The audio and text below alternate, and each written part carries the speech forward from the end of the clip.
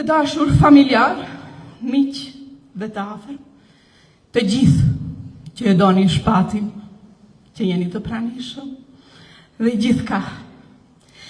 Sot me zemër të thyer jemi mbledhur këtu për të dhënë lamtumirën e fundit vëllaut tim dhe tuaj, Shpatit. Është shumë e vështirë të gjej fjalët që mund të përshkruajnë dhimbjen që ndjej, sepse kjo humbje nuk është e thjeshtë, është një humbje e një pjesë të shpirtit, e një zëri të mrekullueshëm, që na ka shoqëruar gjithë jetën. Shpat, shpirti motrës, ti linde me yll në ball. Ishe së pari një njeri i mirë, me zemër të bardhë, të butë, dhe një njeri fisnik. Dije të ndjeje hallet e të tjerëve nga empatia jote e madhe, por edhe të gëzohesh me lumturinë e të tjerëve. Shpati, ti i doje shumë fëmijët dhe pleqt, por i kishe afër gjithmonë njerëzit që të shonin të qeshesh, doje shumë të qeshesh.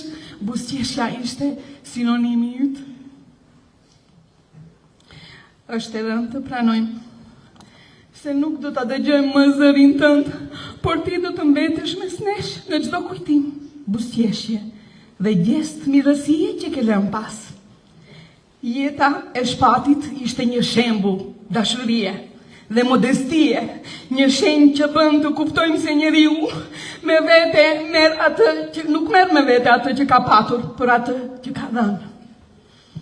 Sot nuk do të themi lamtumir për gjithmonë, se ti do të ngelesh gjallë gjithmonë në zemrat tona, ti do të ngelesh dhe do të mbetesh dritë në familjen tonë dhe bekim që Zoti na dhuroi.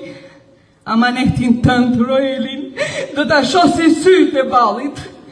Jam krenare që jam motra jote, vëllau im i Vockën Shpati. Zoti e pastë pranë vetes i dhënë paqë dhe qetësi, i paharuar qoftë kujtimi për ty.